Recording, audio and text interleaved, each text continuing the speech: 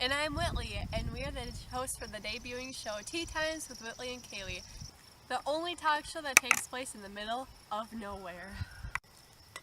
To begin with, on an exciting note, today we should talk about the current buzz about bees and the stir that they are making in the Wisconsin legislature.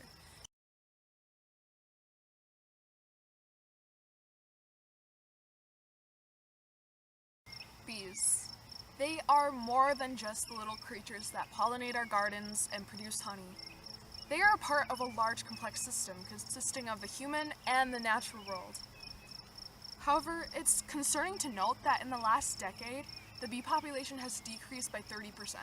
Now to me, a dwindling bee population is more terrifying than being stung by a honeybee. Not just to us is this a concern, but nations across the world and many U.S. states are trying to intervene with this crisis. As defined by the EPA, colony collapse disorder is the phenomenon that occurs when the majority of worker bees in a colony disappear and leave behind a queen, plenty of food, and a few nurse bees to care for the remaining immature bees and the queen. CCD was first recognized with the odd disappearance of bees during the 2006-2007 winter. This is catastrophic to the hive because without worker bees, a hive cannot sustain itself. Beekeepers recorded that they lost 30 to 90% of their hives during the winter time. There are many causes that contribute to CCD. Bees have been negatively affected by inadequate nutrition, pesticide poisoning, the stress about being moved from country to country, the invasive varroa mite, and the Israeli acute paralysis virus.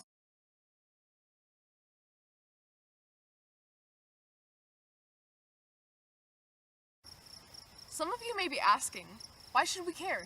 As recorded by the Honeybee Conservancy, about 1 in 3 mouthfuls of food we eat, directly or indirectly, benefits from honeybee pollination.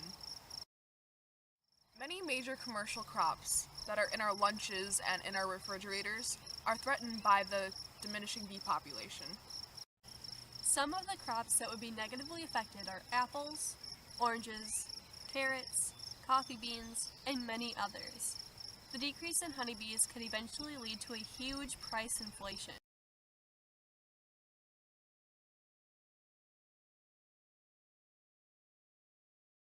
In late April 2017, Representative Amy Ludenbeck and a few other sponsors have issued the Assembly Bill 278. The Assembly Bill 278 extends tax exemptions from state taxes for any services, product, or property bought by any beekeeping business. This bill will allow hobbyists and small-scale beekeepers with 50 or less hives, to pay less for their equipment, which could prompt a rise in beekeeping and the bee population. When introducing this bill, Representative Amy Ludenbeck said, "We don't count how many dairy cows a dairy farmer has. If somebody is in the business of beekeeping, whether it's for producing honey and wax, or for going out and pollinating fields, that's as much a part of our food supply chain as other types of farming." This bill doesn't really contain any negatives. It simply makes beekeeping a little bit easier by making it more affordable to have an apiary, which could prompt a rise in beekeeping and the scale of a beekeeper's apiary. However, some people are asking if we should be doing more to help bees and beekeepers. For example, in recent years, the EU has taken extra caution when dealing with the honeybee issue. One of the biggest changes they've made is that they've limited the use of neonicotinoids, a toxic insecticide that has shown to have a negative impact on the honeybee population. Although the action didn't cure CCD in Europe, it has decreased the loss of honeybees, as recorded by the Center for Research on Globalization. Europe has increased the amount of research spending in order to monitor and protect the bee population. Likewise, in the USDA's 2017 budget summary, the USDA plans to spend $36 million to research the decline of pollinators. This raises questions about how we should approach this problem. Should we tackle this problem economically, environmentally, or undertake both methods? So, we decided to get advice from two beekeepers, Joseph Wetland and Drew Kaiser. I think it's a perfect storm. You hear a lot of conversation around neonicotinoid pesticides, and I think that there's definitely some validity in the causality between the use of neonicotinoid pesticides and the rate of colony collapsing disorder.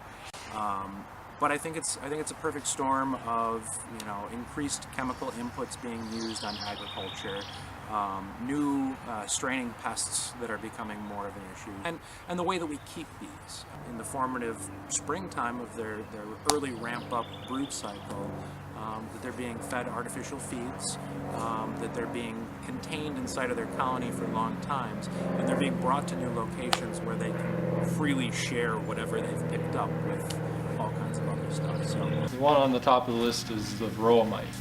The varroa mite is it's like a little tick.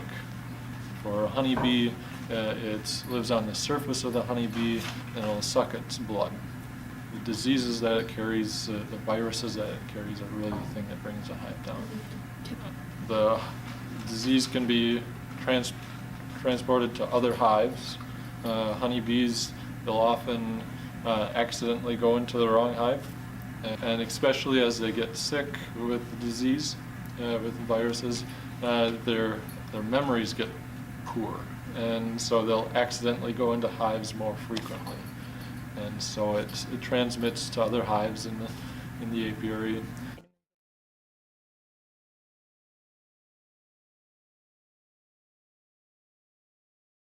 Collapse or the various different mortality issues that you see with bees oftentimes are associated with winter die-off. Over the last couple of years, we've been seeing increasing numbers of summer and fall die-off in Wisconsin. So in terms of what made it through winter for us, we did about 50% or so, but we lost about 50% of our bees from spring till fall of last year. So in reality, we have, 80% mortality or something like that. So it's substantial. Every winter I have some decrease in bees, so my population of bees is not self-sustaining. I would like to be at the point where I can raise new colonies during the summertime, build up the numbers, and then as I lose some of those hives during the winter, still be at 20 or 25 hives, but most years I'm below that and I have to purchase replacements. So they get shipped from California in the springtime, and I purchase new hives to keep my numbers up at 20 to 25.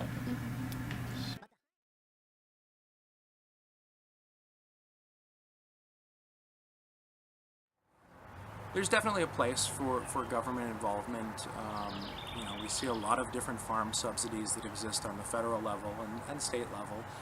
Seeing as beekeeping is pivotal to over 90 different commonly grown food crops, I think that there needs to be some attention paid to it in terms of resources. The Obama administration released a pretty extensive pollinator action plan to increase not just honeybee habitats, but pollinators in general. I think that the state's proposal to exempt any scale of beekeeper from sales tax is a great step, because one of the main barriers, I think, in terms of entering into beekeeping is obviously the expense. Individuals trying a couple of hives and just being able to, keep that sort of activity going in an area, because we benefit from having a lot of natural space and a lot of green space, and the more pollinators, the better. Anything that we can do to keep beekeepers keeping bees is a good idea. There's been a lot of money funneled into research with honeybees, and a tremendous amount of research that's been done in the last 5-10 years because of it. But it's also a problem that doesn't have an easy fix, and so despite studying it, it's something that it's an ongoing problem. It's simply not easy to keep the bee alive. So.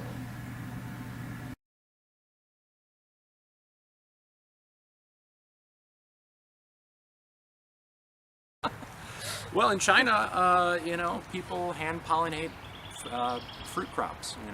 People have to go out with feathers and packets of pollen and fill them in. There's researchers who are working on drones that are the scale of bees that are able to do the activity of pollination. I think the real issue is that our food system has been built upon a certain type of industrialized beekeeping that's able to provide millions of colonies across the country, and I think that needs to change. But in terms of honeybees dying out, I'm not incredibly concerned.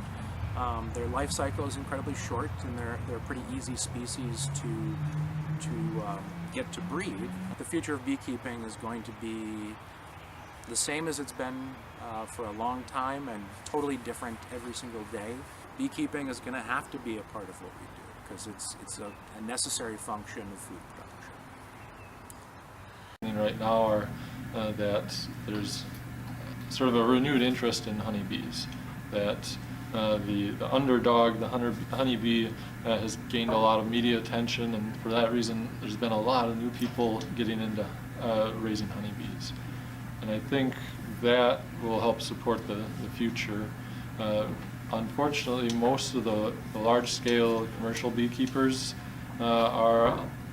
I think the average age is about 55 or 60, which is kind of a problem because as they age, they're going to retire, and all of those bees are going to go with them. You need new people coming in all the time to take their place. And if there's not an interest among younger people, then the industry. This isn't a simple problem that can be fixed by a simple solution. It will take a mixture of little failures and little successes to one day get at a chance at finding the resolution for this problem. For now, our government will find ways to fight it, through economic and environmental means. If you are interested in helping, you can protect our pollinator pals too. You can build a bee house for solitary bees, sponsor a local hive, attend a local beekeeping meeting, and educate yourself on the topic and spread the message. You can also plant a bee-friendly garden, which typically consists of flowers that belong to your area. Or you could befriend a local beekeeper by buying their honey and learning from them. And if you're interested, then ask them about starting your own hive. And of course, because this is AP Gov, be sure to support politicians that believe in being eco-conscious and protecting honeybees. Remember, we need honeybees more than they need us.